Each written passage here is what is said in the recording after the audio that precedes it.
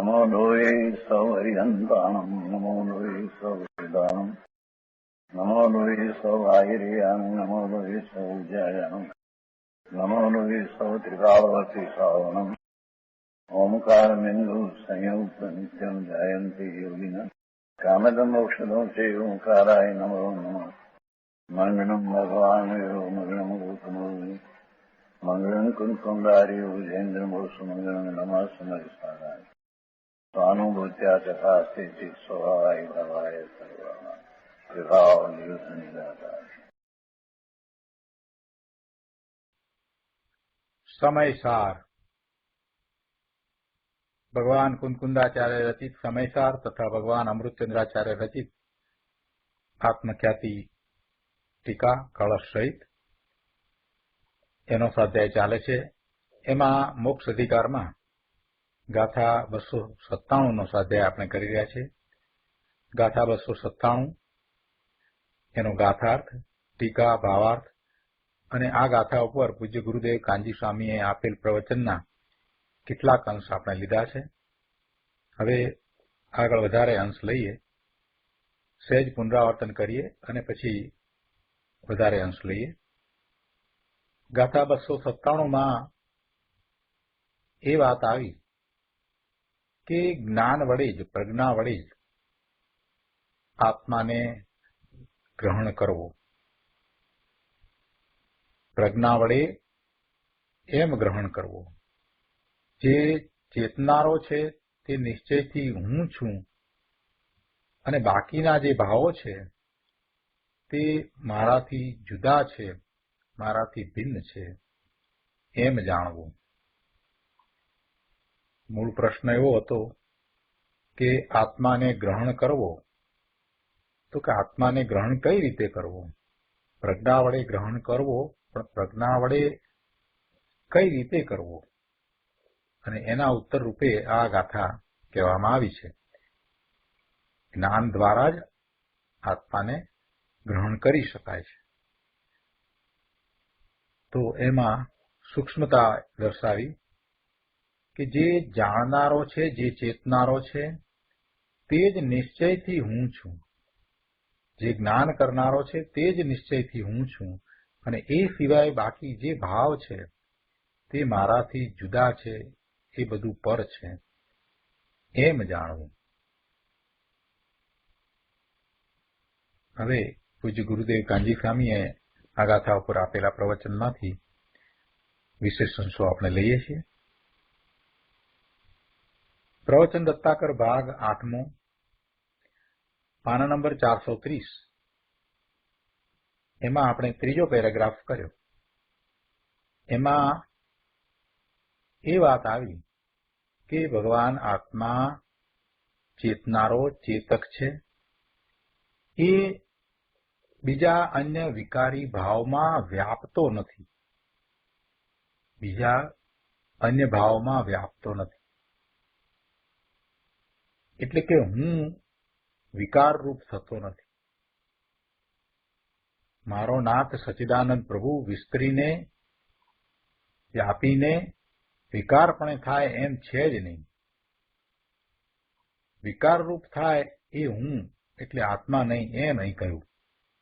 અને આત્મા અંદર વસ્તુ એકલું ચૈતન્યનું દળ નિર્મળ નિર્વિકાર આનંદ સ્વરૂપ છે અને આ વિકારના ભાવ એનાથી તદ્દન વિપરીત વિભાવ ભાવ છે। શુદ્ધ આત્મવસ્તુ પોતે વ્યાપક થઈને વિભાવ ભાવની અવસ્થાઓને ધારણ કરે એવું આત્માનું સ્વરૂપ જ નથી। એટલે મારું એવું સ્વરૂપ જ નથી કે હું વિકાર ભાવે થઉં। હું ત્રિકાળ ભગવાન આત્મા નાયક એ ક્યારેય વિકાર ભાવે થયો નથી અને વિકાર ભાવે થતો નથી। એટલે ગુરુદેવે એમ સમજાવ્યું કે શુદ્ધ આત્મવસ્તુ પોતે વ્યાપક થઈને વિભાવ ભાવની અવસ્થાઓને ધારણ કરે। એટલે ભગવાન આત્માનું ચૈતન્યપણું આ વિકારી ભાવોમાં વિભાવ ભાવમાં વ્યાપે એવું એનું સ્વરૂપ જ નથી। અંદર જ્ઞાનમાં પ્રત્યક્ષ થાય કે આ ચેતનારો, આ જાણનારો, આ જ્ઞાન કરનારો તે હું છું. અન્ય જે વ્યવહારરૂપ ભાવો તે મારા ચેતકપણારૂપી વ્યાપકનું વ્યાપ્ય નથી. શું વાત હતી ટીકામાં? કે આ અન્ય ભાવો છે તે મારું વ્યાપ નથી. એ ભગવાન આત્મા ચેતન છે એનું વ્યાપ્ય નથી, એટલે કે એમાં ભગવાન આત્મા વ્યાપતો નથી, પ્રસરતો નથી, એનું એ વ્યાપ નથી. ભગવાન આત્મા તો પોતે પોતાનામાં જ વ્યાપે છે, બીજા કોઈ ભાવમાં એ વ્યાપતો નથી. માટે મારાથી એ બધા શુભાશુભ ભાવો એ ભિન્ન છે અને હું એનાથી જુદો ભગવાન આત્મા ત્રિકાળ જ્ઞાયક છું. એમ એ એવા ભાવે જ્યારે પરિણમી જાય છે ત્યારે એને સમ્યક દર્શન થાય છે. આ વાત આપણે ગયા સ્વાધ્યાયમાં કરી. હવે આ જ પાના ઉપર સૌથી નીચેના પેરેગ્રાફમાં કહે છે કે જે આ બાકીના વ્યવહારરૂપ ભાવો છે તે બધાએ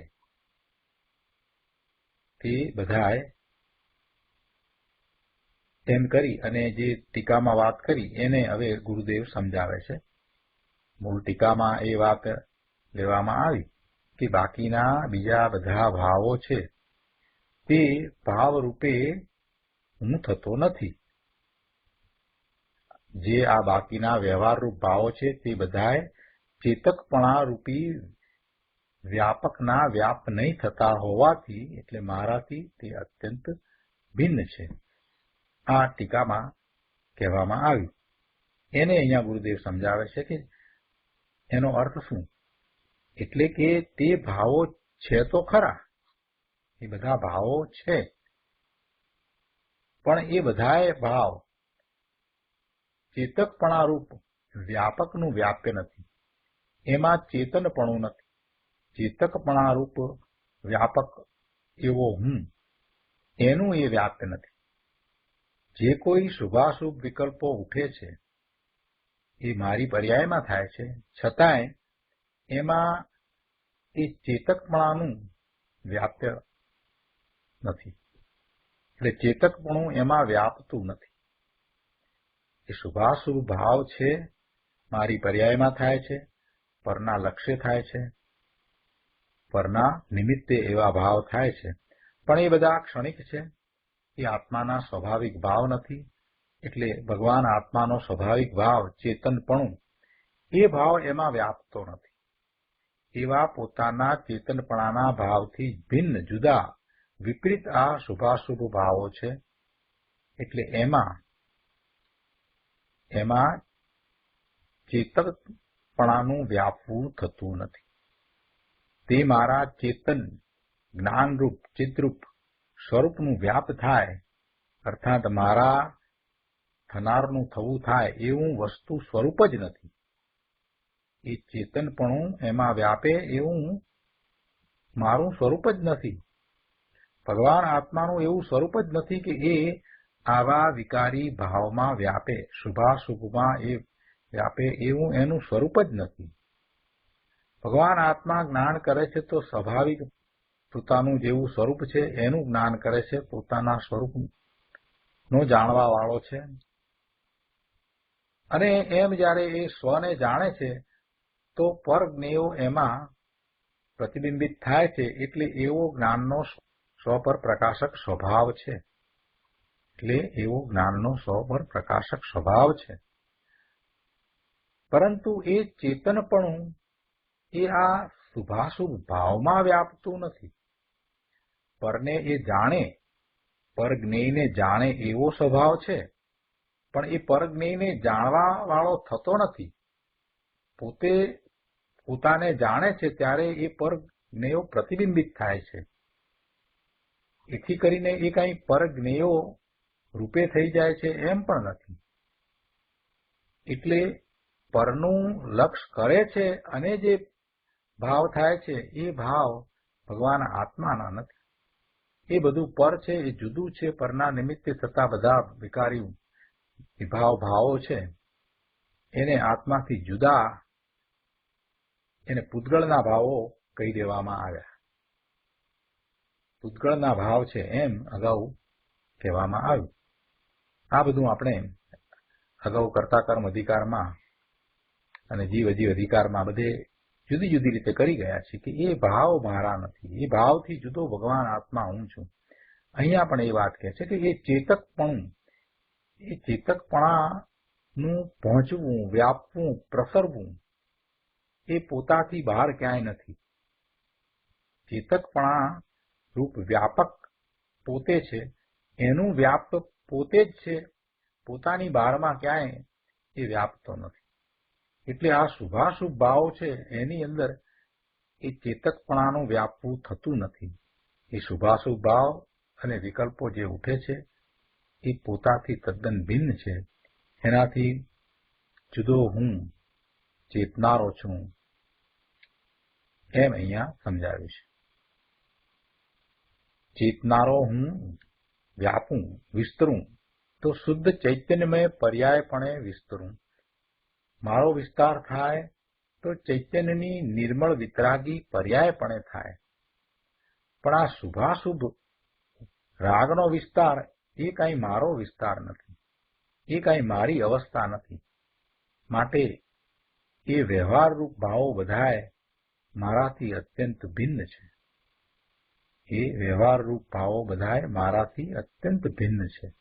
મૂળ ટીકામાં પણ એ વાત કરવામાં આવી કે તે બધાય વ્યવહારરૂપ ભાવો છે અને એ બધાય ચેતકપણા રૂપી વ્યાપકના વ્યાપ નહીં થતા હોવાથી મારાથી અત્યંત ભિન્ન છે. એટલે પછી એમ કહ્યું કે માટે હું જ મારા વડે જ, મારા માટે જ, મારામાંથી જ, મારામાં જ મને જ ગ્રહણ કરું છું. અહીંયા ગુરુદેવ એ વાતને પણ આગળ સમજાવે છે. કે છે 431 પાના ઉપર ત્રીજા પેરેગ્રાફમાં કે માટે હું જ મારા વડે જ, મારા માટે જ, મારામાંથી જ, મારામાં જ મને જ ગ્રહણ કરું છું. આત્માની ચેતના જ એક ક્રિયા હોવાથી હું ગ્રહણ કરું છું એટલે હું ચેતું જ છું. ભગવાન આત્માની એક જ ક્રિયા છે અને એ ચેતના જ ક્રિયા છે. એટલે જયારે હું ગ્રહણ કરું છું એમ કહ્યું એનો અર્થ એ થાય છે કે હું ચેતું છું, હું જ્ઞાન કરું છું. ગુરુદેવ એને સમજાવતા કહે છે કે જોયું, હું જ એ કરતા, મારા વડે જ એ સાધન, મારા માટે જ એ સંપ્રદાન, મારામાંથી જ એ અપાદાન અને મારામાં જ એ આધાર. આ પ્રમાણે કર્તા, કર્મ, કરણ, સંપ્રદાન, અપાદાન અને અધિકરણ એ 6 કારકોથી હું મને જ ગ્રહણ કરું છું એમ કહે છે. 6 કારકો આ પર્યાયના છે અને એ પર્યાયના 6 કારકો દ્વારા જે પર્યાય થઈ તે દ્વારા હું મને જ ગ્રહણ કરું છું એમ કહ્યું. આત્માની ચેતના જ એટલે ધર્મની નિર્મળ વિતરાગી દશા થઈ તે જ એક ક્રિયા હોવાથી હું ગ્રહણ કરું છું એટલે હું જ્ઞાન કરું છું, હું ચેતું છું. હું ગ્રહણ કરું છું એટલે હું ચેતું જ છું એમ અર્થ છે. અને હું જ કરતા, હું જ એનો કરતા. મારી ચેતવારૂપ વિતરાગી દશાનો કરતા બીજો કોઈ નથી, બીજું કોઈ નિમિત્ત પણ નથી ને કોઈ વ્યવહાર પણ નથી. હું જ એનો કરતા. હું ચેતું છું, હું ગ્રહણ કરું છું એટલે હું ચેતું છું, હું જ્ઞાન કરું છું અને એનો કરતા હું છું. એટલે મારી આ જ્ઞાન કરવાની આ ચેતવારૂપ વિતરાગી દશા એનો કરતા બીજો કોઈ નથી, બીજું કોઈ નિમિત્ત પણ નથી અને બીજું કોઈ અન્ય દ્રવ્ય પણ નથી કે બીજો કોઈ જીવ પણ નથી. એનો કરતા હું જ છું. એનો કરતા હું છું કે મારી આ ચેતવારૂપ વિતરાગી દશા છે એનો કરતા હું જ છું. બાહ્ય નિમિત્ત કે વ્યવહાર એના કરતા નથી. અરે વ્યવહાર રત્નત્રયનો વિકલ્પ ઉઠે છે તે મારી નિર્મળ પર્યાયનો કરતા નથી. પ્રજ્ઞા બ્રહ્મ એવો હું જ એનો કરતા છું. પ્રજ્ઞા બ્રહ્મ એવો હું જ. પ્રજ્ઞા બ્રહ્મ એટલે એટલે જ્ઞાન સ્વભાવી ભગવાન આત્મા હું જ એનો કરતા છું. રાગ આદિ તો મારાથી અત્યંત ભિન્ન છે. એ તો કાંઈ મારું સ્વરૂપ નથી, એ મારા સ્વભાવમાં નથી, અને એ તો સ્વના લક્ષ્ય થતા નથી, પરના લક્ષ્ય થાય છે. એટલે એ તો તદ્દન ભિન્ન છે, મારા સ્વભાવથી વિપરીત છે, મારો એ સ્વભાવ નથી. આ પ્રમાણે ધર્મી પુરુષ વિતરાગી નિર્મળ પર્યાય તે મારું વ્યાપ અને હું એનો વ્યાપક કરતા છું એમ જાણે છે. પણ નિર્મળ રત્નત્રય વ્યાપ અને વ્યવહાર રત્નત્રય વ્યાપક એમ નથી. આ વ્યવહાર રત્નત્રય શુભ ભાવો છે, તે વ્યવહાર રત્નત્રય શુભ ભાવો એ વ્યાપક, અને એ પછી વ્યાપક થઈ અને એને કારણે નિર્મળ પરિણામ થાય ને એમાં એ વ્યાપે એવું વસ્તુનું સ્વરૂપ નથી એમ કેવું છે. આ વ્યવહાર રત્નત્રય વ્યાપક શુભ ભાવ છે, તે વ્યાપક હોય અને વ્યાપક એ નિર્મળ પરિણામોને કરે એમાં એ વ્યાપે એવું વસ્તુનું સ્વરૂપ નથી એમ કેવું છે. એટલે કે છે કે પણ નિર્મળ રત્નત્રય વ્યાપ્ય અને વ્યવહાર રત્નત્રય વ્યાપક એમ છે નહીં. એટલે એનો અર્થ એ થયો કે વ્યવહાર વ્યાપક થઈ અને નિર્મળ પરિણામમાં વ્યાપે એવું વસ્તુનું સ્વરૂપ જ નથી. એટલે કે વ્યવહાર કરતા કરતા નિશ્ચય થાય એમ છે જ નહીં. વ્યવહાર કરતા કરતા વિતરાગી નિર્મળ પરિણામ થાય એમ છે જ નહીં. વ્યવહાર દ્વારા મોક્ષ માર્ગની પર્યાય થાય એમ છે જ નહીં. વળી તે ધર્મની નિર્મળ વિતરાગી પર્યાયનું સાધન પણ વિતરાગ સ્વભાવી આત્મા પોતે જ છે. કરતા હું છું એ વાત લીધી, અને હવે કર્ણની વાત લે છે, એટલે સાધનની વાત લે છે. તે સમજાવે છે કે એનું સાધન પણ બીજું કોઈ બાહ્ય સાધન નથી, પર કોઈ બીજું સાધન નથી. એ સાધન પણ હું જ છું. શું કહ્યું કે ધર્મની નિર્મળ વિતરાગી પર્યાય થાય તો એનું સાધન પણ વિતરાગ સ્વભાવી આત્મા પોતે જ છે. મારા વડે જ એમ લીધું છે ને, એનો કરતા પણ હું છું, એનું સાધન પણ હું છું, મારા વડે એમ લીધું છે ને. અને સંપ્રદાન મારા માટે થાય છે. છ કારકો પોતાના કયા છે ને, એ છ કારકોને પોતાના કયા. એટલે અહીંયા આ ત્રીજા કર્ણની વાત છે. કરણ કે એનું સાધન, તો કે સાધન પણ હું જ છું, મારા વડે જ. એટલે કે ચિદ્રૂપ એવો હું જ સાધન કરણ છું. જ્ઞાન સ્વભાવી ભગવાન આત્મા હું એવી ધર્મની નિર્મળ વિતરાગી પર્યાયનું સાધન છું, બીજું કોઈ બહારથી સાધન છે જ નહીં. એટલે આ વ્રત આદિ વ્યવહાર કાંઈ નિર્મળ પર્યાયનું સાધન નથી. ચેતનાર એવા મારા વિતરાગી ભાવ વડે જ, એ સાધન દ્વારા જ આ વિતરાગ ભાવ એટલે પર્યાય થાય છે. ચેતનાર એવા મારા વિતરાગ ભાવ એટલે કોણ, અને એના વડે જ આ વિતરાગ પર્યાય થાય છે. વિતરાગ ભાવ થયો એટલે વિતરાગી પર્યાય થઈ, એવા પરિણામ થયા. એટલે એમાં સાધન બીજું કોઈ બહારનું નથી. રાગ કે નિમિત્ત વડે વિતરાગ ભાવ થયો એમ નથી. કર્તાનું કરણ એ એનાથી જુદું હોય નહીં. પરમાં સાધન ક્યારેય હોય નહીં. જે કર્તા છે, કરનારો છે, એનાથી જુદું કરણ સાધન નિશ્ચયથી હોઈ શકે જ નહીં. કર્તાનું કરણ કર્તાથી અભિન્ન જ હોય. તેથી ચેતનારો એવો, જ્ઞાન કરનારો એવો હું જ, જે હું કરતા છું એ જ હું જ પોતે જ, એની ચેતવારૂપ નિર્મળ દશાનો કરતા છું એ પોતે જ કરણ પણ છું. એટલે સાધન પણ હું જ છું. હું કરતા અને કરણ સાધન બંને હું જ છું. અહીંયા જ મૂકી અને સ સમ્યક એકાંત કર્યું છે. આગળ 432માં પાના ઉપર કહે છે કે તેવી જ રીતે મને જે વિતરાગ ભાવ પ્રગટ થયો છે તેનું સંપ્રદાન હું જ છું, એટલે કે મારા માટે જ એમ લીધું છે ને. એટલે આ જે વિતરાગી ભાવ થયા તે મારા માટે જ થયા છે. એટલે કે કોઈ બીજાને આપવું છે કે કોઈ બીજાને લેવું છે એમ વાત નથી. વિતરાગી પર્યાયનો દેનારો હું છું અને એનો લેનાર પણ હું છું, એટલે હું જ સંપ્રદાન છું. હવે અપાદાનની વાત કરે છે કે એ વિતરાગી પર્યાય મારામાંથી જ આવી છે. દેવગુરુ શાસ્ત્રમાંથી કે તેના પ્રત્યેના રાગમાંથી એ વિતરાગી પર્યાય આવી નથી. એ નિર્મળ પર્યાય કોઈ દેવગુરુ શાસ્ત્રમાંથી આવી નથી. એ વિતરાગી પર્યાય મારામાંથી જ આવી છે. શુભ રાગ તો આવે, દેવગુરુ શાસ્ત્ર પ્રત્યે એવો શુભ ભાવ તો આવે, પણ એવા શુભ ભાવમાંથી એવા નિર્મળ પરિણામ થતા નથી. અહીંયા તો સમજવાનું એ છે કે ગમે તેવા ભક્તિના પૂજાના ભાવ થાય, પણ એવા શુભ ભાવમાંથી વિતરાગી ભાવ થતો નથી, એમાંથી નિર્મળ પર્યાય થતી નથી. ખરેખર તો તે પર્યાયમાંથી તે પર્યાય આવી છે.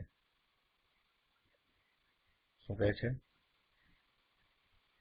ખરેખર તો તે પર્યાયમાંથી તે પર્યાય આવી છે. અહીંયા એમ કહ્યું કે એ પર્યાય મારામાંથી આવી છે, એટલે ખરેખર તો મારામાંથી કહેતા જે એ પર્યાય થઈ છે એના સટકારક એના પોતાના છે, એટલે એ પર્યાયમાંથી જ થઈ છે. પર્યાયમાં જ એ 6 વસ્તુ પડી છે, એટલે એ અપેક્ષાથી અહીંયા એમ કહ્યું કે ખરેખર તો તે પર્યાયમાંથી જ તે પર્યાય આવી છે. વિતરાગ સર્વજ્ઞ દેવ એમ કહે છે કે અમે તારે માટે પરદ્રવ્ય છીએ અને અમારા તરફ જોવાથી, અમારી સામે જોવાથી તને શુભ ભાવ થશે અને પુણ્યનો બંધ થશે, પણ એ દ્વારા વિતરાગી પરિણામ નહીં થાય, એટલે ધર્મ નહીં થાય. અમારી જેમ તું પણ સ્વસન્મુખ થા, એમ કરવાથી તારામાંથી જ તને નિર્મળ વિતરાગી દશા પ્રગટ થશે. આ ભગવાનની વાણીમાં આવેલું પરમ સત્ય છે. આવી વાત છે. પોતાનામાંથી જ એવા વિતરાગી પરિણામ થાય છે.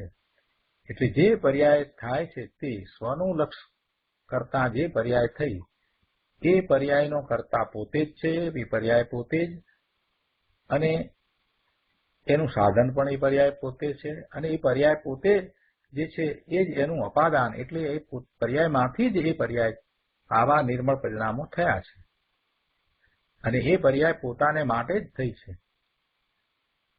એનો લેનારો એ પોતે જ છે. એટલે અહીંયા તો જે અનુભવમાં આવ્યું છે, જે વિતરાગી પરિણામ અનુભવમાં આવ્યા છે, એ જ હું છું એમ કરીને વાત લીધી. એટલે અહીંયા એ રીતે લીધું કે એ મારા પરિણામ છે, એનો કર્તા પણ હું છું, એનું સાધન પણ હું છું. એ મારે માટે થયેલ પરિણામ છે અને એ મારામાંથી થયેલ પરિણામ છે. અને આધારમાં પણ આગળ એમ જ કહે છે કે મારી વિતરાગી પર્યાયનો હું જ આધાર છું, રાગ કે વ્યવહાર એનો આધાર છે એમ છે નહીં. વળી નિર્મળ વિતરાગી પર્યાયને જ મેં ગ્રહણ કરી છે, તેથી એ મારું જ કાર્ય છે. મને જ ગ્રહણ કરું છું એમ કીધું છે ને, એટલે હું મને જ ગ્રહણ કરું છું, એટલે એ મારું જ કાર્ય છે. એટલે હું વિતરાગી પર્યાય સિવાય રાગને વ્યવહારને ગ્રહણ કરું છું એમ નથી. હું મને જ ગ્રહણ કરું છું અને એ મારું જ કાર્ય છે. શું કાર્ય છે આત્માનું? એકમાત્ર ચેતન રૂપ ક્રિયા.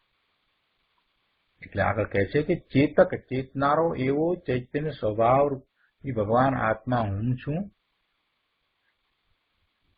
ચેતક ચેતનારો એવો ચૈતન્ય સ્વરૂપી ભગવાન આત્મા હું મારી ચેતવાની એટલે જાણવા દેખવાની વર્તમાન દશાને મેં મારા વડે, મારા માટે, મારામાંથી, મારા આધારે પ્રગટ કરી છે. આ જ મારું કાર્ય છે એમ ધર્મી જાણે છે. ગુરુદેવ કહે છે કે 8 વર્ષની કુમારિકા હોય અને સમ્યક દર્શન પામે તો આ રીતે તે જાણે છે. સમ્યક દર્શન પામ્યા પછી એને રાગ હોય અને કદાચ એને લગ્ન કરવા પડે, વિવાહ પણ એનો થાય તો પણ એ લગ્ન કરે તો પણ એ રાગની ક્રિયાનો કરતા પોતાને ન માને. સમ્યક દ્રષ્ટિ કન્યા એ લગ્ન કરે, વિવાહ કરે તો પણ એ રાગની ક્રિયાનો કરતા પોતાને ન માને. એ તો એક નિર્મળ પરિણતિનો હું કરતા છું એમ જ માને છે. અહીંયા કહે છે કે આત્માની ચેતના જ એક ક્રિયા હોવાથી હું ગ્રહણ કરું છું એટલે હું ચેતું જ છું.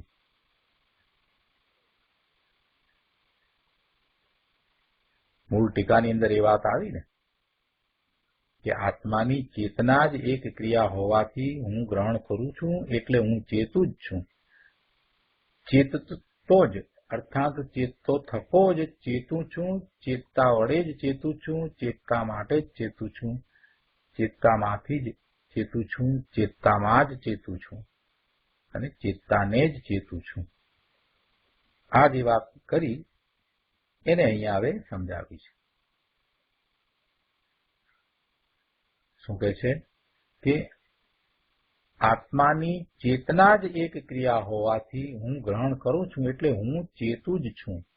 જો ચેતના એટલે જાણવું, દેખવું, જ્ઞાન કરવું, એ એક જ આત્માની ક્રિયા છે. આત્મા જ્ઞાન સિવાય બીજું કાંઈ કરતો નથી. આત્મા કોઈ પરદ્રવ્યને સ્પર્શતો પણ નથી, એક તણખલાના 2 ટુકડા પણ કરતો નથી એમ કૃપાળુદેવે કહ્યું છે. પણ એથી આગળ વધીને એમ કહેવાય કે પરદ્રવ્યને તો એ સ્પર્શતોય નથી. અરે પરદ્રવ્યનું લક્ષ કરીને જે વિભાવ ભાવ થાય છે એ પણ એના નથી. એ વિભાવ ભાવ પણ ભગવાન આત્માના નથી. એ બધા પૂતગળના પરિણામ છે એમ સમયસારમાં અગાઉ ખૂબ સમજાવવામાં આવ્યું છે અને વાત પણ એમ જ છે. જો એ પરિણામ આત્માના હોય તો એ સિદ્ધને પણ હોય. એટલે એવા શુભાશુભ ભાવ, એવા પરિણામ એ આત્માના હોઈ શકે જ નહીં. આત્માનું એકમાત્ર કાર્ય છે જ્ઞાન. આત્માની એક જ ક્રિયા છે, ચેતના જ એક ક્રિયા છે. આત્માની ચેતના જ એક ક્રિયા હોવાથી એ શું કરે છે? ચેતે છે, એ જ્ઞાન કરે છે. જાણવું, દેખવું એ જ એક આત્માની ક્રિયા છે. એમ નથી કે કથનચિત ચેતના અને કથનચિત રાગની ક્રિયા આત્માની છે, એવું નથી. આત્માની ચેતના જ એક ક્રિયા છે. રાગ આત્માની ક્રિયા છે જ નહીં. શુભ ભાવ આત્માનું કાર્ય છે જ નહીં. અશુભ ભાવ આત્માનું કાર્ય છે જ નહીં. આ રાગ દ્વેષના પરિણામ થાય છે એ કંઈ આત્માના નથી. જો ખરેખર એ આત્માના હોય તો સિદ્ધને પણ થવા જોઈએ, પણ એમને નથી થતા. એટલે એનો અર્થ જ એ છે કે એ આત્માના નથી. પણ થાય છે એનું શું? એ થાય છે તો એ વખતે એ સ્વને છોડીને પરનું લક્ષ કરે છે અને વિભાવ ભાવે પોતે જાતે થાય છે એવી એની એ વખતની યોગ્યતા છે. એટલે એવા પરિણામ થાય છે અને એ બધા ક્ષણિક પરિણામ છે. એ આત્મામાં વ્યાપતા નથી. એવા પરિણામ જે થયા એ આત્મામાં પહોંચતા પણ નથી અને આત્મામાં કાંઈ નુકસાન પણ કરતા નથી. ભગવાન આત્મા તો ત્રિકાળ એવો ને એવો જ શુદ્ધ રહે છે. એટલે એ આત્માને ખરેખર સ્પર્શતા પણ નથી. એટલે રાગની ક્રિયા કંઈ આત્માની છે એમ બિલકુલ નથી. રાગની ક્રિયા આત્માની હોઈ શકે જ નહીં. આત્માની તો ચેતના જ એક ક્રિયા છે, રાગ નહીં. આવું અનેકાંત છે. આ દયા, દાન, વ્રત, ભક્તિ આદિનો જે શુભભાવ છે એ આત્માની ક્રિયા નથી. એ શુભભાવ છે જેનાથી બંધ પડે એ આત્માની ક્રિયા હોય નહીં. પોતે પોતાના સ્વભાવ ભાવે, જ્ઞાન ભાવે થાય એ જ એની ક્રિયા છે અને એ દ્વારા કોઈ બંધ પડતો જ નથી.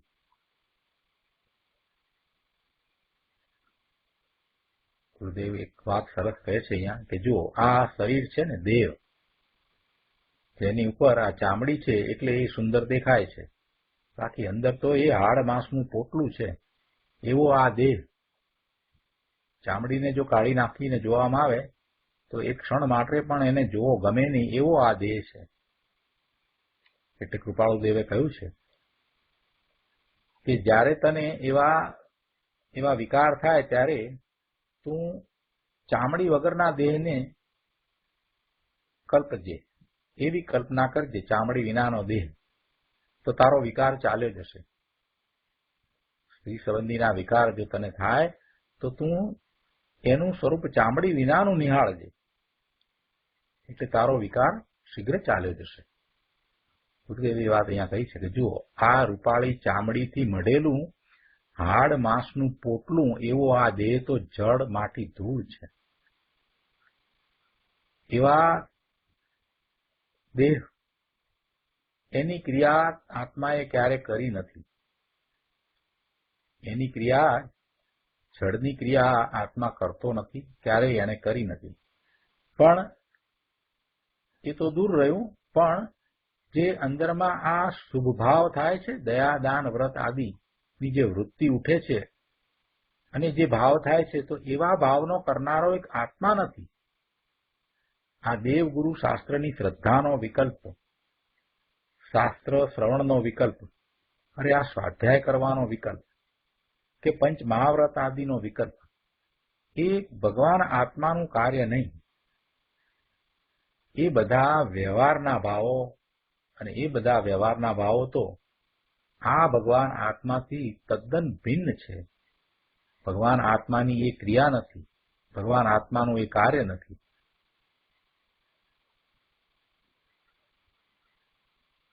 આગળ 433માં પાના ઉપર ચોથા પેરેગ્રાફમાં ગુરુદેવ કહે છે કે પોતે ભગવાન આત્મા ચેતન છે ને, જ્ઞાન માત્ર ક્રિયા કરે છે ને, બીજી કોઈ ક્રિયા કરતો નથી.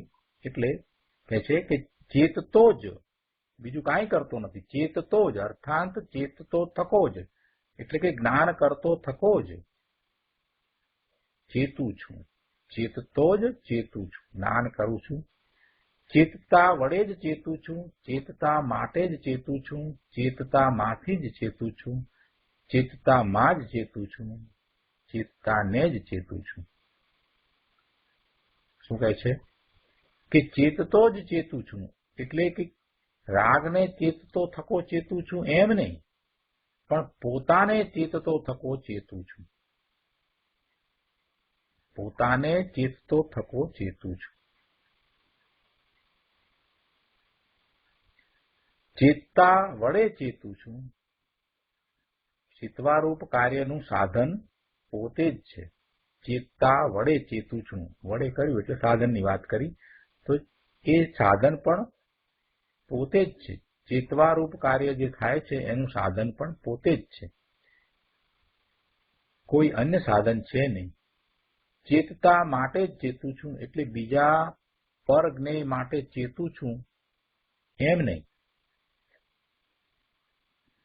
ચેતતા માટે એટલે પોતાને માટે જ ચેતું છું. પોતે જ્ઞાન સ્વભાવી છે, એવા જ્ઞાન સ્વભાવી પોતાને માટે જ એ પોતે જ્ઞાન કરે છે.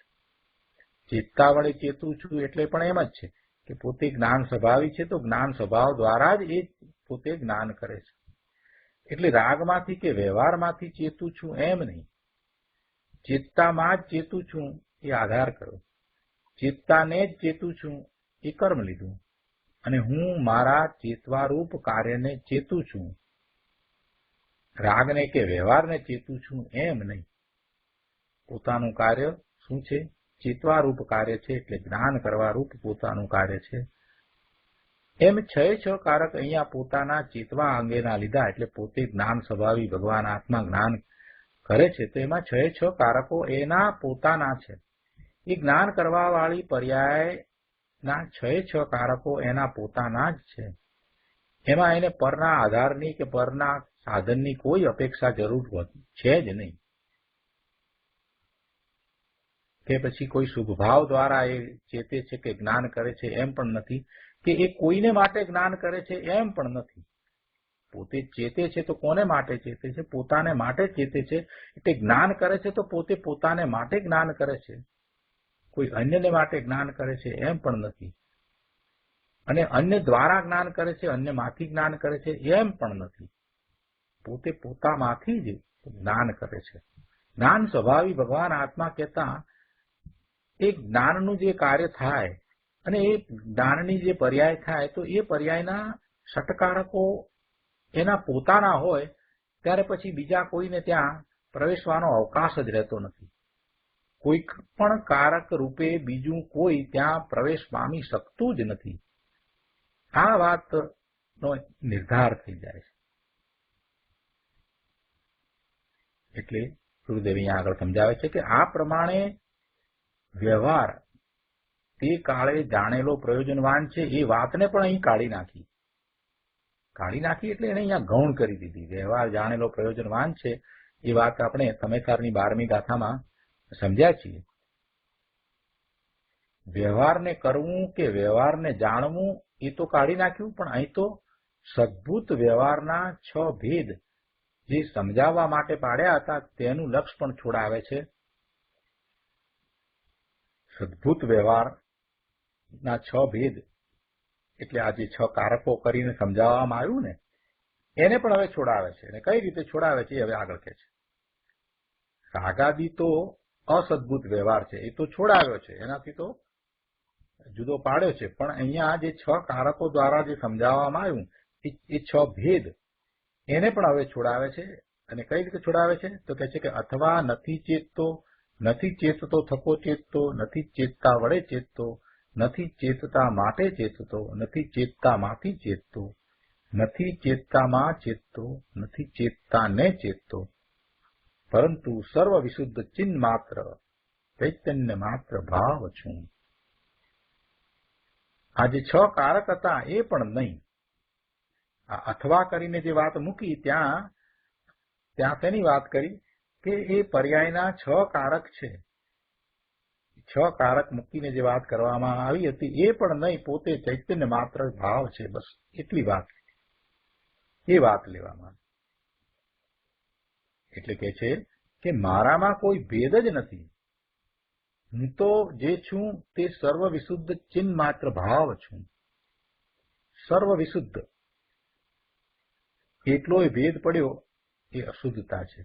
પણ સમજાવવું કેવી રીતે?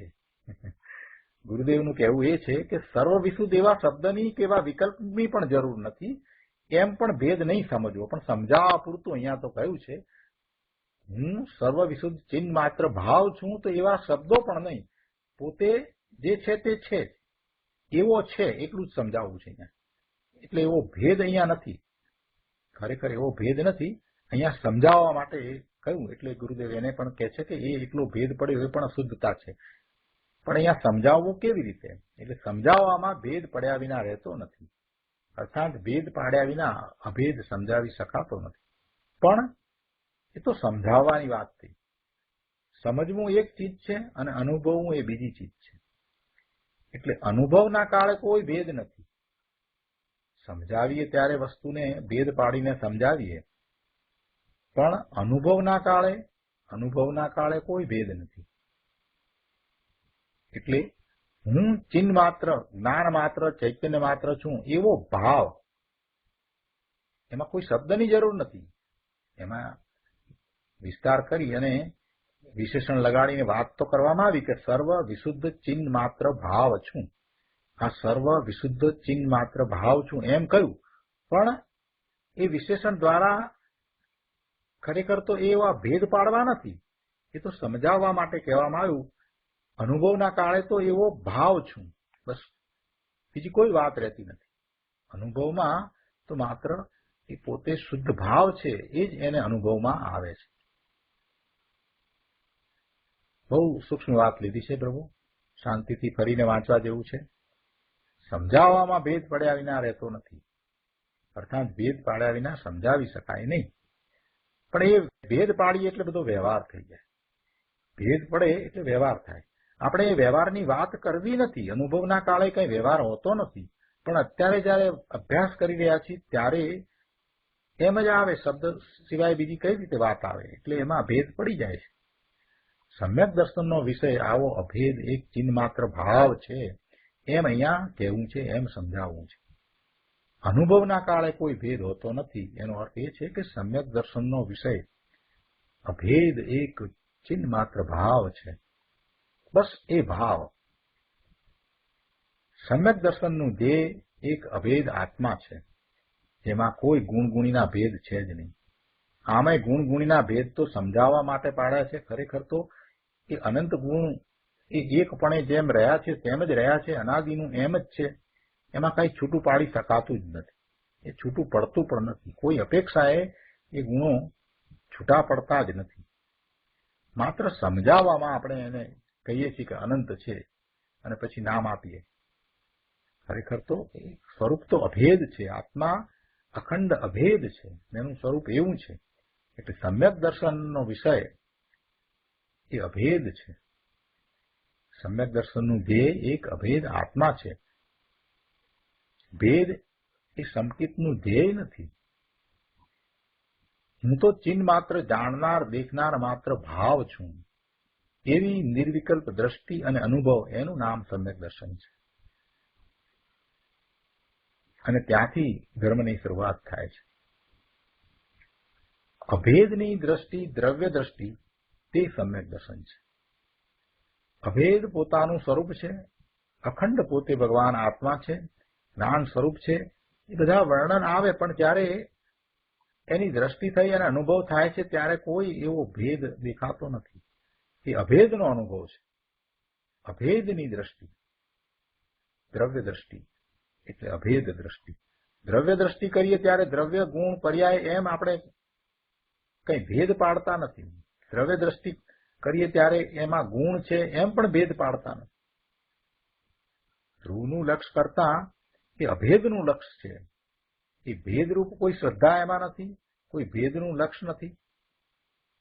એ અભેદની દ્રષ્ટિ છે. એટલે કહે છે કે અભેદની દ્રષ્ટિ, એ દ્રવ્ય દ્રષ્ટિ, તે સમ્યક દર્શન છે.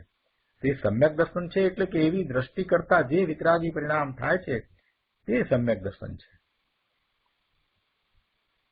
આમાં વ્યવહારને ચેતવું તો દૂર રહો, ભેદને પણ ચેતવું નથી, એમ વાત છે.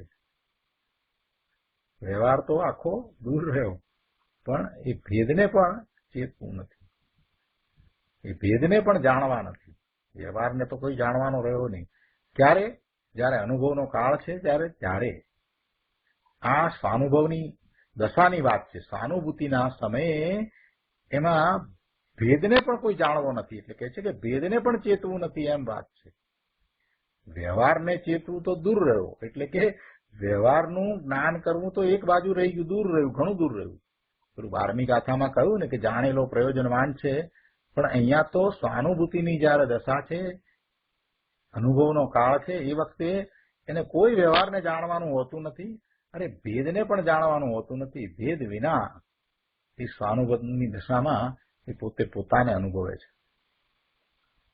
અને હવે પછી સર્વ વિશુદ્ધ જ્ઞાન અધિકાર આવવાનો છે ને, તો એમાં આ બધી વાત આવશે. અને એની અહીંયાથી શરૂઆત થઈ ગઈ. જાણે કે એટલે ગુરુદેવ એમ કહે છે કે હવે પછી સર્વ વિશુદ્ધ જ્ઞાન અધિકાર આવવાનો છે, એટલે એનો અહીંયા ઉપોદઘાત કર્યો. વાત તો એમ જ છે પ્રભુ. કેટલી ગહન વાત ગુરુદેવે કેટલી સહેલાઈથી સમજાવી દીધી. ગુરુદેવની આ જ વિશેષતા છે. જે અર્થ પંડિતો ન કરી શકે એવા પ્રયોજનભૂત અભૂતપૂર્વ અર્થ ગુરુદેવે કર્યા છે. જે ગાથામાં ભર્યું છે એ ગુરુદેવે આપણને સમજાવ્યું છે. કુમકુંદાચાર્ય ભગવાનની ગાથા અને અમૃતચંદ્રાચાર્ય ભગવાનની આવી ટીકા અને પછી ગુરુદેવ સમજાવતા હોય, પછી બાકી શું રહે? બહુ સુંદર. આગળ આપણે આ ગાથાના ભાવાર્થ ઉપરના પ્રવચનમાંથી કેટલાક અંશ લઈએ. અહીંયા કહે છે કે પ્રજ્ઞા વડે ભિન્ન કરવામાં આવેલો જે ચેતક તે આ હું છું, અને બાકીના ભાવો મારાથી પર છે, જુદા છે, એ મારાથી ભિન્ન છે. શું કહે છે કે પ્રજ્ઞામાં પ્ર છે, એ પ્ર એટલે વિશેષ, પ્રકૃષ્ટ જ્ઞાન. જે વર્તમાન જ્ઞાનની દશામાં દ્રવ્યનો નિત્ય આનંદ ચૈતન્ય મહાપ્રભુ આત્માનો અનુભવ થાય તે દશાને પ્રજ્ઞા કહે છે. બહુ સરસ વ્યાખ્યા ગુરુદેવે કરી છે કે જે દશામાં, જ્ઞાનની જે દશામાં નિત્ય આનંદ ચૈતન્ય મહાપ્રભુ આત્માનો અનુભવ થાય તે દશાને પ્રજ્ઞા કહે છે. સ્વાનુભવની સ્વસંવેદન જ્ઞાનની દશા તે પ્રજ્ઞા છે. તે રાગને છેદનારી છે, માટે તેને પ્રજ્ઞા છીણી કહે છે. પ્રજ્ઞા એટલે જ્ઞાન. અને જ્ઞાન કયું જ્ઞાન? કે જે જ્ઞાન પોતાને પોતાના સ્વરૂપનું જ્ઞાન, ભાન અને અનુભવ કરાવે તે જ્ઞાન એ પ્રજ્ઞા છીણી છે.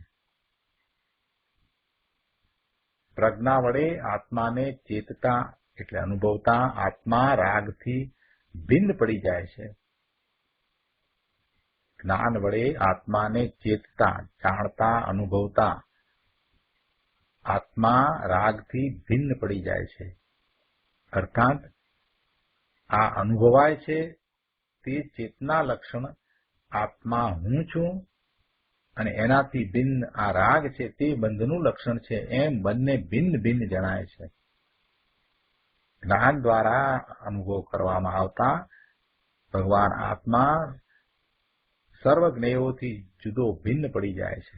બીજું બધું જ્ઞેય છે, એનાથી જુદું છે. આ રાગ દ્વેષના ભાવને, આ બંધને, પર પદાર્થોને બધું એનાથી જુદું છે. પરથી જુદો ભિન્ન પોતે પોતાને અનુભવે છે. જેની સત્તામાં આ ચેતવું, જાણવું, દેખવું છે તે ચેતક ચેતનારો હું છું. અને બાકીના સર્વ ભાવો પર છે, જુદા છે, એ મારામાં નથી, મારાથી તદ્દન ભિન્ન છે. એમ સ્વાભિમુખ જ્ઞાનની દશામાં આત્મા ભિન્ન અનુભવાય છે. રાગની દશાની દિશા પર તરફ છે. રાગની દશા એની દિશા પર તરફ છે. અને પ્રજ્ઞા એટલે જ્ઞાનની દિશા સ્વ તરફ છે. દશા અવસ્થા બે છે, પણ બેની દિશા ભિન્ન છે. એકની પરભણી અને બીજાની સ્વભણી. રાગ પરલક્ષી છે અને જ્ઞાન, પ્રજ્ઞા સ્વલક્ષી છે. 435માં પાના પર આગળ કહે છે કે વર્તમાન જ્ઞાનની દશા, વર્તમાન જ્ઞાનની દશા, વર્તમાન જ્ઞાનની પર્યાય ભગવતી પ્રજ્ઞા સ્વ જે ચેતક તે તરફ જાય છે. ત્યારે આ ચેતક ચેતનારો છે તે હું છું એમ દ્રષ્ટિ થાય છે અને બાકીના ભાવો પરથી દ્રષ્ટિ છૂટી જાય છે. અર્થાત બાકીના ભાવો મારા છે એમ એને ભાસતું નથી, તેઓ પર છે એમ ભાસે છે. પ્રજ્ઞારૂપી જ્ઞાનની દશા વડે બંનેને ભિન્ન કરવામાં આવતા આ ચેતક તે હું છું, આ જાણનારો તે હું છું એમ અનુભવમાં આવે છે. ત્યાં ખરેખર આખું ચેતક દ્રવ્ય એ કાંઈ જ્ઞાનની પર્યાયમાં આવી જતું નથી. દ્રવ્ય તો દ્રવ્ય રૂપે રહે છે, પણ ત્રિકાળી દ્રવ્યની જે અનંતી શક્તિ તે વર્તમાન જ્ઞાનની પર્યાયમાં જણાઈ જાય છે.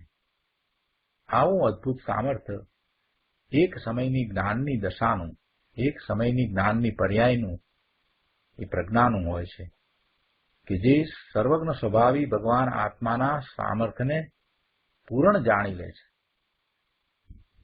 એમાં ધ્રુવ આવી જતું નથી, આખું દ્રવ્ય આવી જતું નથી, પણ એ દ્રવ્યનું સામર્થ્ય જણાઈ જાય છે. એવા પોતાના સર્વજ્ઞ સ્વભાવી ભગવાન આત્માને પૂર્ણપણે જાણી લે છે કે આ હું છું. પોતાના સામર્થ્યનો એને એમાં ખ્યાલ આવી જાય છે. અનુભવ સહિતની આ વાત છે. આગળ કહે છે કે પહેલા જે જ્ઞાનની દશા પર તરફના વલણવાળી હતી તેમાં રાગાદી સ્વપણે ભાસતા હતા. હવે તે પર્યાય વ્યય થઈ, એ પર્યાયનો વ્યય થયો અને ત્રિકાળી શુદ્ધ દ્રવ્યના આશ્રયે નવી પર્યાય ઉત્પન્ન થઈ.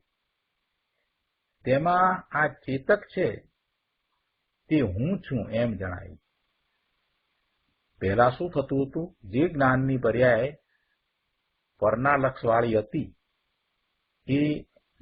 એમાં એ રાગાદી સાથે એકરૂપતા કરતો હતો. એટલે તેમાં રાગાદી સ્વપણે એને ભાસતા હતા. જાણે પોતાનો એ સ્વરૂપ હોય રાગ, પોતાનો એ ભાવ હોય શુભ ભાવ, એમ એને લાગતું હતું. એ વખતે એ વર્તમાન જ્ઞાનની પર્યાયનું લક્ષ્ય પર તરફ હતું. પણ હવે એ પર્યાય તો નાશ પામી વ્યય થઈ ગઈ, એ તો ગઈ. અને હવે જે નવી પર્યાય ઉત્પન્ન થઈ, એ નવી પર્યાય શુદ્ધ દ્રવ્યના આશ્રય પ્રગટ થઈ, ઉત્પન્ન થઈ. એટલે કે ત્રિકાળી ધ્રુવનું લક્ષ્ય કરીને આ નવી પર્યાય જે ઉત્પન્ન થઈ, એ પર્યાયમાં આ ચેતક, આ જાણનારો તે હું છું એમ જણાયું. વ્યવહાર તો હું નહીં, પણ ચેતકનો જેમાં અનુભવ થયો તે જ્ઞાનની દશા પ્રજ્ઞા પણ હું નહીં, તે બધા ભાવો પર છે એમ યથાર્થ ભાષી. શું કહે છે કે વ્યવહાર તો હું નહીં, પણ ચેતકનો જેમાં અનુભવ થયો તે જ્ઞાનની દશા પ્રજ્ઞા પણ હું નહીં, તે બધા ભાવો પર છે એમ યથાર્થ ભાષી. આનું નામ ભેદ જ્ઞાન ને ધર્મ છે. એટલે કે પોતે પર્યાય પણ નથી, પોતે પર્યાય પણ નહીં, એમ એને એ ભેદ જ્ઞાન થાય છે. આ હું ને આ હું નહીં, એ તો સમજાવવા માટે ભેદથી વાત કરી. બાકી સ્વાનુભવમાં તો એ એક અભેદ દ્રવ્યનો જ આશ્રય હોય છે, ભેદનું લક્ષ્ય હોતું નથી. સમજાવવું કઈ રીતે? એટલે પછી એમ વાત કરવામાં આવે, પણ ખરેખર તો સ્વાનુભવના કાળમાં તો અભેદ દ્રવ્યનો આશ્રય હોય છે, એમાં કોઈ ભેદની વાત હોતી નથી, ભેદનું લક્ષ્ય હોતું નથી. કે હું દ્રવ્ય ને આ પર્યાય તે હું નહીં ને એમ પણ ભેદ પડતો નથી, કે આ ગુણ ને આ ગુણી ને એવું કઈ ભેદ પડતો જ નથી. બે વસ્તુ જ નથી ત્યાં. અનુભવના કાળે સ્વાનુભૂતિ વખતે બે વસ્તુ છે જ નહીં. આ જાણનારો તે હું સ્વનું લક્ષ્ય કરીને હું સ્વને જાણું એમ પણ હોતું નથી. પણ સમજાવવું કઈ રીતે? એટલે સમજાવવા માટે એ કહેવામાં આવે. વિસ્તાર બધો જે છે તે સમજાવવા માટેનો છે. અનુભવમાં જે વાત આવે છે એને સમજાવવી કઈ રીતે, એટલે એ રીતે કહેવામાં આવે. એટલે ગુરુદેવે બહુ સ્પષ્ટ અહીંયા કર્યું છે કે એ તો સમજાવવા માટે ભેદથી વાત કરી. બાકી સ્વાનુભવમાં તો એક અભેદ દ્રવ્યનો જ આશ્રય હોય છે. જુઓ, આશ્રય હોય છે, બસ બીજું કાંઈ હોતું નથી. અભેદ દ્રવ્ય જે છે એને પોતાના જ્ઞાનની પર્યાય જાણે છે, એવો બધો આપણો જે વિસ્તાર છે એ વિસ્તાર સમજાવવા માટે કર્યો છે. બાકી કોઈ દ્વેત રહેતો નથી. એ જાણનાર અને જે જણાય છે એ બધું એક રૂપે છે, એ અદ્વૈત હોય છે. એટલે તેમાં કોઈ ભેદ પડતા જ નથી. એમાં એવા કોઈ ભેદ પડતા નથી. બહુ સ્પષ્ટ અહીંયા કર્યું છે કે સ્વાનુભવમાં તો એક અભેદ દ્રવ્યનો જ આશ્રય હોય છે, ભેદનું લક્ષ્ય હોતું નથી. વિકલ્પ હોય નહીં, વિકલ્પ હોય નહીં, કોઈ ભેદ છે નહીં. અખંડ સ્વરૂપ છે અને અખંડ સ્વરૂપને એ પોતે અનુભવતો એમાં એ રૂપે થઈ જાય છે. એટલે બે વાત છે જ નહીં, એમ કેવું છે. વસ્તુ સ્થિતિ આવી છે. આગળ ગુરુદેવ કહે છે કે માટે અભિન્ન છ કારકોથી હું જ મારા વડે જ, મારા માટે જ, મારામાંથી જ, મારામાં જ મને જ ગ્રહણ કરું છું. જોયું, હું જ ગ્રહણ કરું છું તે કર્તા કયો, અને હું મને જ ગ્રહણ કરું છું તે કર્મ કયું. પ્રજ્ઞા એટલે સ્વાનુભવની નિર્મળ દશાને મેં જ ગ્રહણ કરી છે, એ મારું જ કાર્ય છે. ભગવાનની વાણી સાંભળી માટે એ કાંઈ વાણીનું કાર્ય નથી. સ્વાનુભવની નિર્મળ દશા થઈ, એ દશા જ્યારે થઈ ત્યારે એને મેં ગ્રહણ કરી છે, એ મારું જ કાર્ય છે. એટલે એ કોઈ પરનું કાર્ય નથી. ભગવાનની વાણી સાંભળી હોય તો કઈ વાણીનું એ કાર્ય નથી કે મારામાં એ એવી નિર્મળ દશા થાય, એ વાણી દ્વારા કઈ કાર્ય થાય છે એમ નથી, એમ કેવું છે. ભગવાનની વાણી એ કઈ મારી અંદર આ નિર્મળ પરિણામ કરે એમ નથી, એનું એ કાર્ય નથી. વ્યવહાર કે નિમિત્તનું એ કાર્ય નથી. આ પ્રમાણે કર્તા કર્મ જુદા નથી, કર્તા કર્મ અભિન્ન જ છે. મારું કાર્ય છે અને એ કાર્ય પણ મારા રૂપે જ છે, અને એનું સાધન પણ મારા રૂપે જ છે. વળી મારા વડે જ હું મને ગ્રહણ કરું છું, એ સાધન કહ્યું. એટલે કે વ્યવહાર રત્નત્રય સાધન છે એમ નહીં, બીજું કોઈ પર સાધન છે એમ નહીં, કોઈ શુભભાવ સાધન છે એમ નહીં, પણ મારી અંતરમાં વળેલી જ્ઞાનની દશા પ્રજ્ઞા જ સાધન છે. અને પાછું આ જે કંઈ કર્યું એ કોઈ બીજા અન્ય માટે કર્યું છે એમ નથી, મારા માટે જ એ કર્યું છે. એટલે મારા માટે જ આ ગ્રહણ કરું છું, એ સંપ્રદાન પણ કર્યું. અને જે સ્વાનુભવ થયો, જે અનુભવ થયો, તે મેં મને જ દીધો. સંપ્રદાનમાં શું થયું, તે કોના માટે કર્યું અને કોણે પ્રાપ્ત કર્યું, જેના માટે કર્યું એને પ્રાપ્ત કર્યું. એટલે એ વાત કરી કે જે સ્વાનુભવ થયો તે મેં મને જ દીધો અને મેં મારા માટે જ રાખ્યો, બીજાને માટે નહીં. મારામાંથી જ ગ્રહણ કરું છું. આ અપાદાન કીધું. અને સ્વાનુભવની દશા નિમિત્ત કે વ્યવહારમાંથી પ્રગટ થઈ છે એમ નહીં, પણ પોતે પોતામાંથી જ પ્રગટ થઈ છે. ફરીથી અહીંયા આ રીતે ષટકારક સમજાવવામાં આવ્યા છે. એ જ ષટકારકોને અહીંયા પંડિતજીએ પણ એ જ રીતે લીધા છે અને એ જ રીતે સમજાવ્યા છે. ગુરુદેવે ફરીથી એનો એ જ રીતે વિસ્તાર કર્યો છે. એટલે વાત એ આવી કે મારામાં જ ગ્રહણ કરું છું, એ રીતે આ આધાર પણ કહ્યો.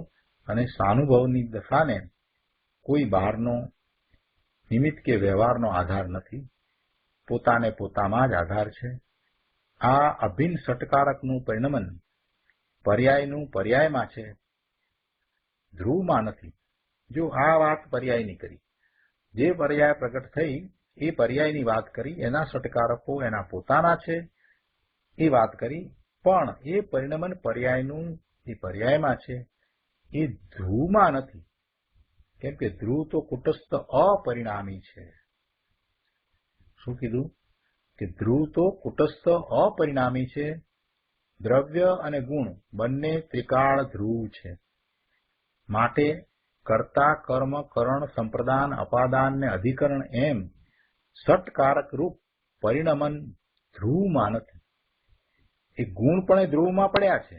કર્તા કર્મ કરણ સંપ્રદાન અપાદાન અધિકરણ એમ એ બધું ગુણ પણ એ ધ્રુવમાં પડ્યું છે. પણ અહીંયા પરિણમનની વાત કરી કે એ ષટકારક રૂપ પરિણમન, એ પરિણમન ધ્રુવમાં નથી. ધ્રુવ તો કુટસ્થ છે. પર્યાયનું ષટકારક રૂપ પરિણમન પર્યાયમાં છે. પર્યાયનો પર્યાય કરતા પર્યાયનું પર્યાય કર્મ, પર્યાયનું પર્યાય સાધન એમ પર્યાયના ષટકારક રૂપ પરિણમન અભિન્ન પર્યાયમાં જ છે. પર્યાયનું પરિણમન છે એ પર્યાયમાં છે. અને બધા ષટકારકો છ કારકો એ બધા પર્યાયના છે, એ ધ્રુવમાં નથી. પરિણમન ધ્રુવમાં નથી.